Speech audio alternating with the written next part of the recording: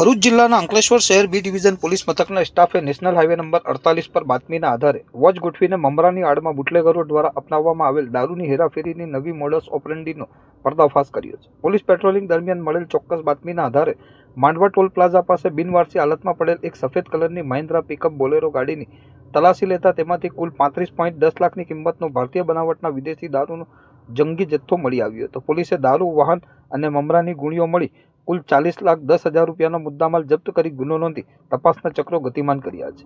ઘટનાની વિગતો મુજબ અંકલેશ્વર શહેર બી ડિવિઝન પોલીસ સ્ટેશનના પીએસઆઈ એબી સોલંકી અને તેમની ટીમ નેશનલ હાઈવે પર પેટ્રોલિંગમાં હતી ત્યારે હેડ કોન્સ્ટેબલ મણિલાલ મુરજીભાઈને અંગત બાતમીદારથી બાતમી મળી હતી કે માંડવા ટોલ પ્લાઝા પાસે એક નંબર પ્લેટ વગરની શંકાસ્પદ બોલેરો પિકઅપ ઊભી છે। પોલીસે પંચોને સાથે રાખી સ્થળ પર તપાસ કરતા ગાડી પાસે કોઈ ચાલક હાજર મળી આવ્યો ન હતો।